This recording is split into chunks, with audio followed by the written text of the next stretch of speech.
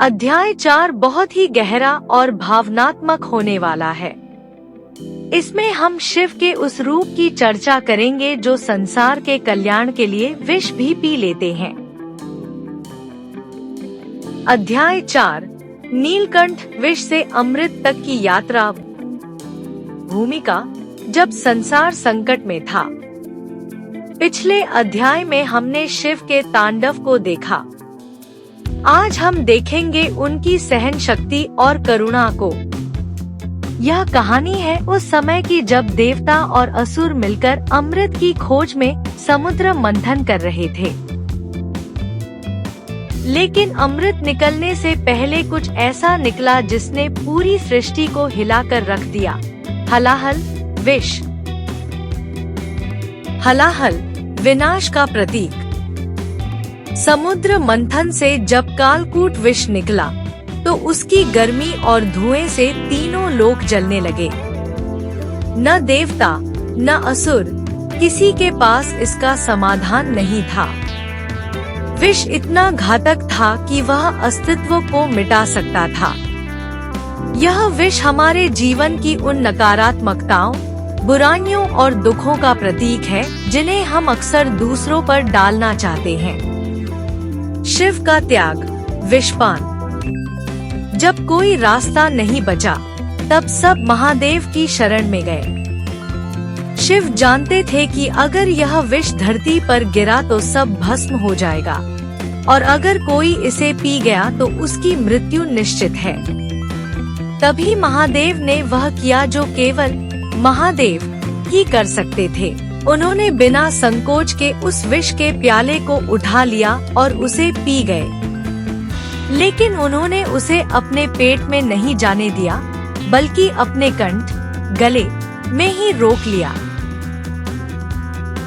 नीलकंठ नियंत्रण की शक्ति। विष के प्रभाव से शिव का गला नीला पड़ गया और तभी से उनका नाम पड़ा। विष के प्रभाव से शिव का गला नीला पड़ गया और तभी से उनका नाम पड़ा नीलकंठ। माता पार्वती ने उनके गले को पकड़कर विष को नीचे जाने से रोका, जो शक्ति और सहयोग का प्रतीक है। यह हमें एक बहुत बड़ा जीवन सूत्र सिखाता है। हमारे आसपास बहुत सी नकारात्मकता, विष, होगी, अपमान, क्रोध, ईर्ष्या। शिव हमें सिखाते हैं कि न तो उस विष को बाहर उगले, दूसरों को बुरा बोलकर, और न ही उसे अपने भीतर उतारे, खुद को बीमार कर। उसे अपने कंठ में रखें, उसे समझें और उसे अपनी शांति से बेअसर कर दें। शीतलता की खोज। चंद्रमा और गंगा। विष की जलन को शांत करने के लिए ही शिव ने अपने मस्तक पर शीतल चंद्रमा को धारण किया और देवताओं ने उन पर जल की वर्षा की। यह संदेश है कि जब आप जीवन की मुश्किलों, विष का सामना करें, तो अपने दिमाग को चंद्रमा की तरह ठंडा रखें। केवल शांत मन ही बड़ी से बड़ी आग को बुझा सकता है। निष्कर्ष। संसार के रक्षक। शिव का नीलकंठ स्वरूप हमें सिखाता है कि महानता दूसरों को नीचा दिखाने में नहीं, बल्कि दूसरों के दुखों और बुराइयों को अपने भीतर सोख लेने में है। हम सबके भीतर एक नीलकंठ छिपा है जो समाज की बुराइयों को खत्म कर सकता है। अगली बार जब आपको कोई कड़वी बात कहे तो याद रखिएगा, आप शिव के अंश हैं।